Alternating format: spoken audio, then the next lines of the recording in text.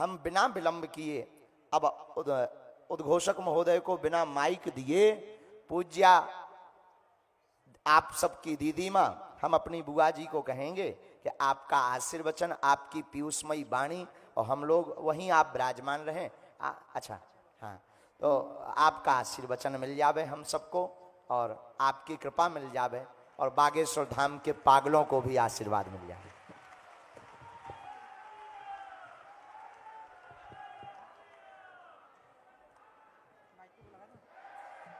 जय श्री राम।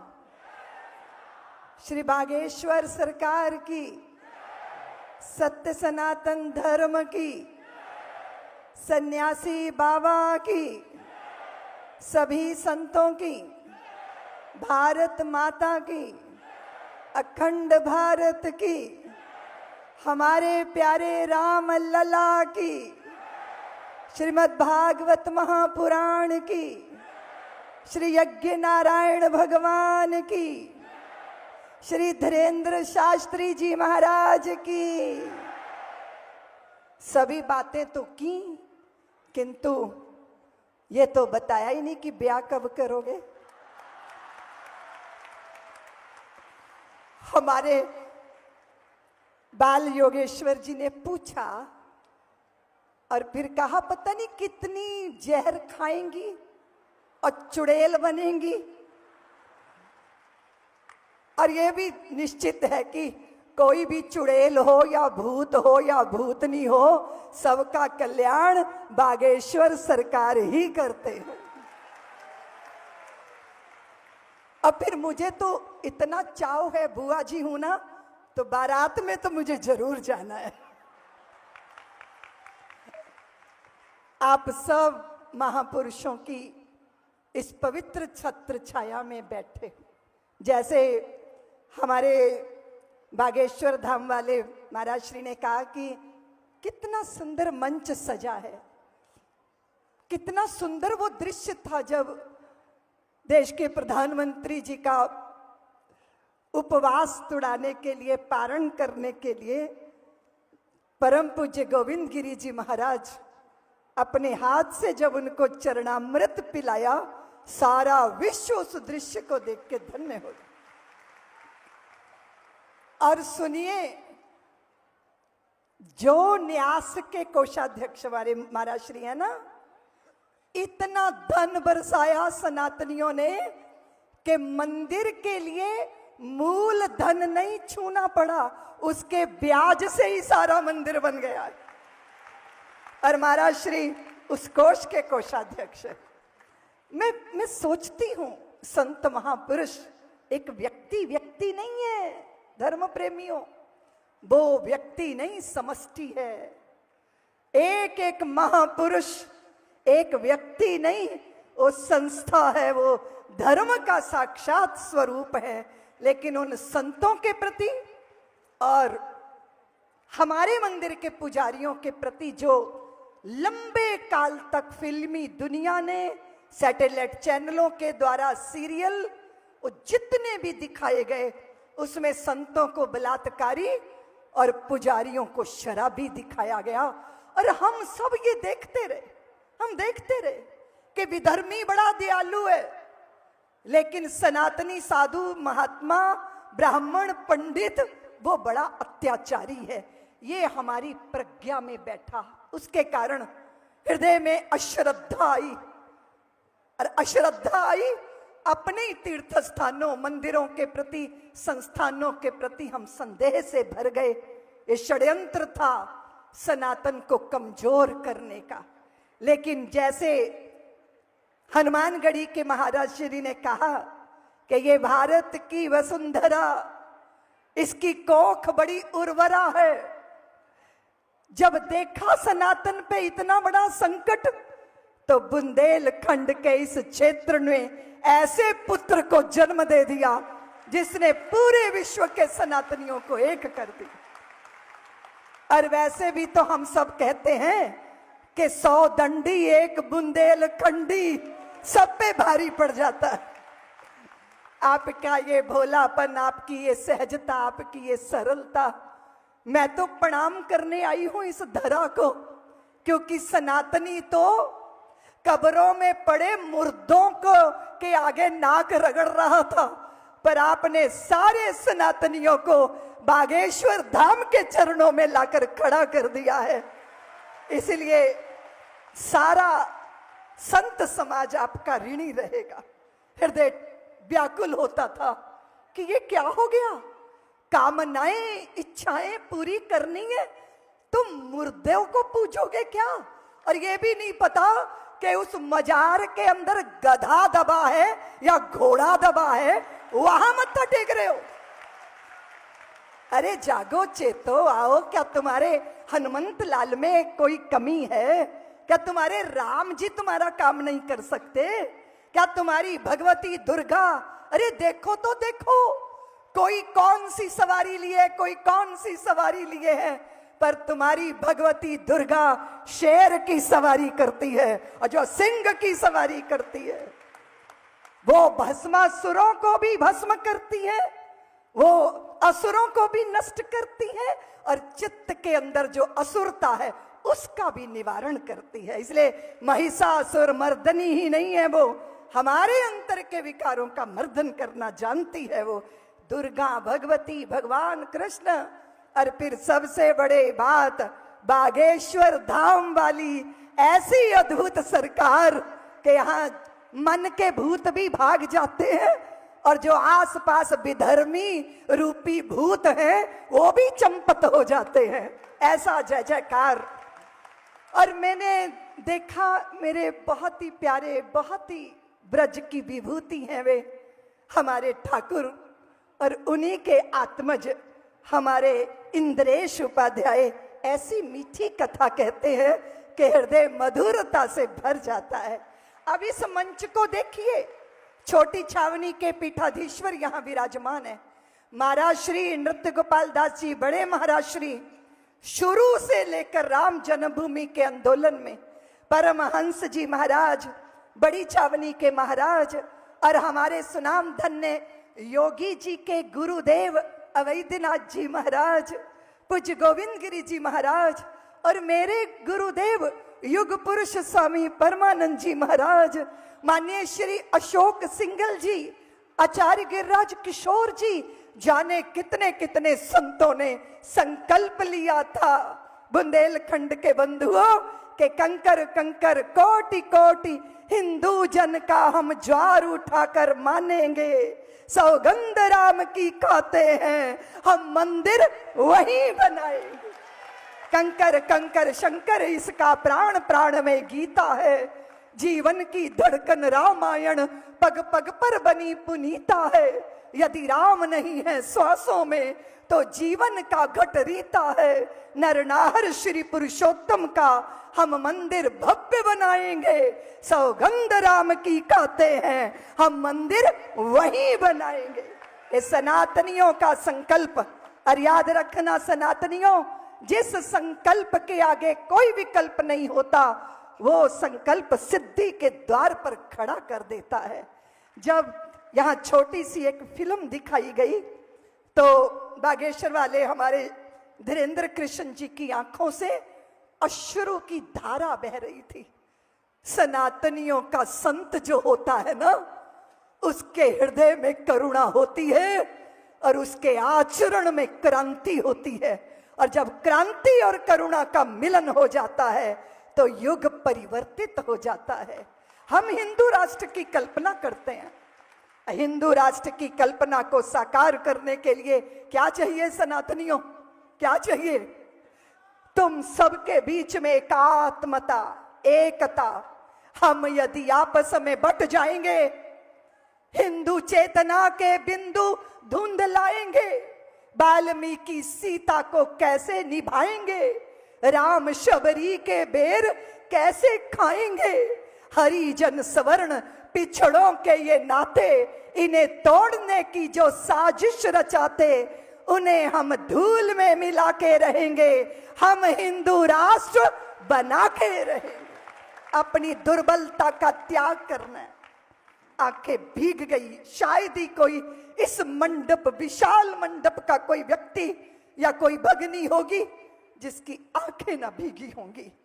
वे जो दिव्यांग हैं, वे जो दरिद्रता से लड़ रहे हैं, वे जो असहाय हैं, जिनके सर पे छत नहीं है, जिनको पुत्री तो पैदा हो गई पर उसको पढ़ाने की भी सामर्थ्य नहीं है, फिर क्या होता है? बेटियां बोझ लगने लगती हैं।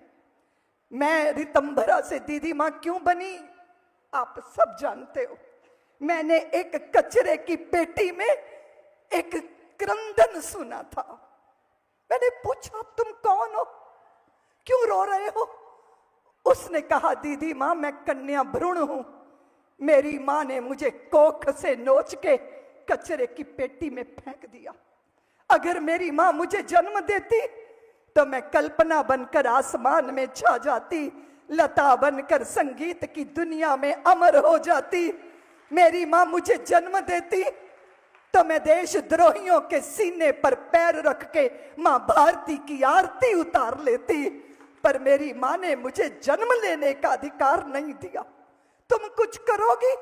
मैंने कहा, मैं करूंगी। मैं साध्वी ऋतंभरा से दीदी मां बनूंगी और गली गली गांव गांव जाकर कहूंगी कि पुत्र और पुत्रियों में भेद मत करो। पुत्रियां भी पुत्रों से बढ़कर गौरव दिलाती, 7 समुंदर पार रहकर भी अपने मां पिता के प्रति शुभ भावों से भरी रहती हैं। कितनी विपरीतताएं। बीच का समय तो ऐसा था कि बेटी की हत्या हो रही है, पेट में बेटी की हत्या हो रही है। क्यों हो रही है? क्योंकि विवाह कैसे होगा, कौन स्वीकार करेगा, कहीं बलात्कार की शिकार ना हो जाए। हम ऐसे समाज का निर्माण करें जहां पुत्रियों के लिए वातावरण सहज हो। और उसके लिए क्या चाहिए? उसके लिए हमें धर्म सत्ता चाहिए, हमें हिंदू राष्ट्र चाहिए, सनातन की जय जयकार चाहिए, चित्त में संस्कार चाहिए। इतनी विपरीतताओं के बाद भी मैंने देखा कि बोए जाते हैं बेटे पर उग जाती हैं बेटियां, पढ़ाए जाते हैं बेटे पर पढ़ जाती हैं बेटियां, और एवरेस्ट की चोटी पे धकेले जाते हैं बेटे पर चढ़ जाती हैं बेटियां। वो विपरीतताओं के बीच अपनी जगह बनाती हैं। लेकिन ऐसा वातावरण, ऐसा समाज हमने क्यों बनाया? हम हिंदू राष्ट्र की बात करते हैं तो फिर ये भी तो देखना होगा, अपने दूषणों को भी तो दूर करना होगा, चरित्र का आधार भी तो चाहिए होगा। स्वामी विवेकानंद को इटली की एक स्त्री ने कहा था कि विवेकानंद, मैं बहुत सुंदर हूं, तुम भी सुंदर हो, बुद्धिमान हो, मेरा हाथ पकड़ लो, मैं तुमको वादा करती हूं कि तेरे जैसा पुत्र पैदा कर दूंगी। तो विवेकानंद जी ने छूटते ही कहा था कि देवी, मेरे जैसा तो मैं ही हूं, तुरंत अभी से मेरी मां बन जाओ और मुझे अपना पुत्र स्वीकार कर लो। ये है सनातनी चरित्र, ये है सनातनी आदर्श। और फिर आप जानते हो बुंदेलखंड के बंधु भगनी, ये 5म बुंदेलखंड का महोत्सव हो रहा है। बेटी ही तो थी बुंदेलखंड की जिसने दोनों हाथों में तलवार पकड़ी थी। दुनिया कहती है स्त्री को ममता ले डूबती है, पर बुंदेलखंड की पुत्री ने उस ममता को पीठ से बांधा था, घोड़े पर सवार हो गई थी और घोड़े की बागडोर को दांतों में दबा लिया था, दोनों हाथों में तलवार पकड़ी थी। 1200 अंग्रेजों के मुंडों को काट काट के मां भारती के सम्मान की रक्षा करने वाली वो झांसी की रानी बुंदेलखंड की ही तो पुत्री थी। उसने निश्चित कर दिया, स्त्री मां होना और राष्ट्र के लिए अर्पित होना कैसे होता है। बुंदेलखंड वालों, आप सब जानते हो, हम गीत गाते हैं तो रोम रोम पुलकित होता है। क्या गाते हैं? कि देश से है प्यार तो हर पल ये कहना चाहिए, मैं रहूं या ना रहूं, भारत ये रहना चाहिए। बुंदेलखंड की पुत्री ही तो थी वो जिसने कहा मैं अपने पिता का पता नहीं बताऊंगी। वो 11 वर्ष की थी। अंग्रेजों ने आग की ज्वालाओं में झोंक दिया। नाना साहब का पता बता, नाना साहब का पता बता। उसने कहा नहीं बताऊंगी, मर जाऊंगी, नहीं बताऊंगी, क्योंकि मेरे से बढ़कर मेरे पिता के शरीर की कीमत है। और वो 11 वर्ष की बेटी का पिता के लिए जौहर हुआ था। वो बुंदेलखंड की ही पुत्री थी। और फिर जानते हो तुम क्या है भाव, क्या है भाव? मैं चली आ जाऊं तो मेरे पीछे क्या होना चाहिए? सिलसिलाए बाद मेरे यूं ही चलना चाहिए। मैं रहूं या ना रहूं, भारत ये रहना। हमारे आदरणीय बागेश्वर धाम के पूज्य धीरेन्द्र शास्त्री जी ने निश्चय किया है। इस निश्चय को पूरा करना होगा। मुट्ठी बांध के हाथ खड़ा करके संकल्प कीजिए, पुत्रियों के साथ दुराव नहीं करोगे।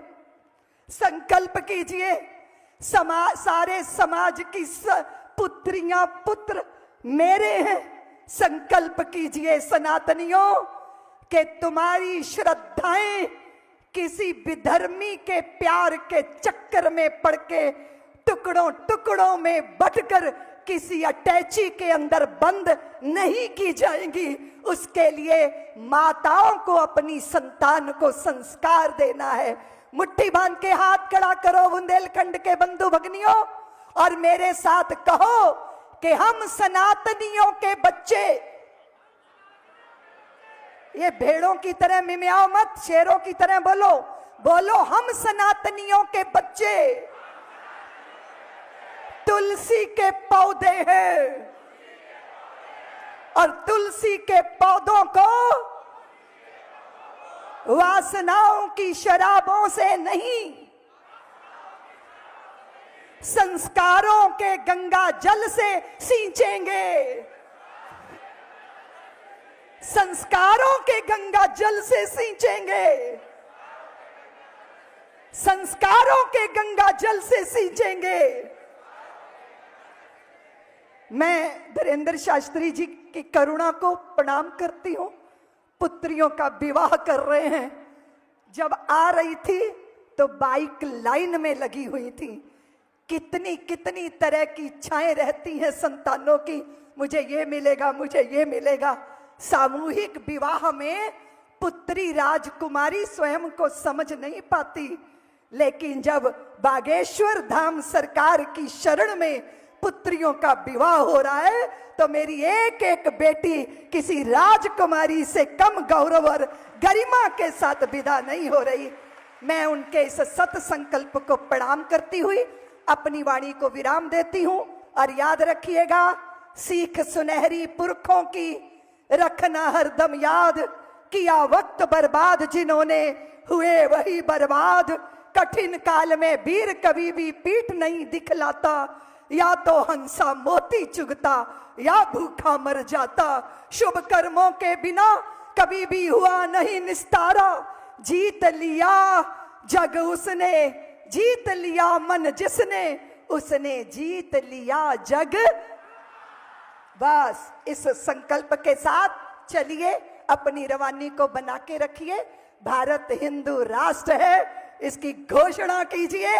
और हिंदू राष्ट्र सनातनियों के संस्कारों से, प्रतिबद्धता से, हमारे मंदिर का धन विधर्मियों के पास नहीं जाएगा। वो शिक्षा के लिए, वो चिकित्सा के लिए, और मंदिरों के निर्माण के लिए और सनातन के धर्म प्रचार के लिए लगेगा। इस संकल्प के साथ मुट्ठी बांध के हाथ खड़ा कीजिए। बोलिए बागेश्वर धाम की, अखंड भारत की, हिंदू राष्ट्र की, हमारे राम लला की, आज के आनंद की। जय भारत, जय बागेश्वर।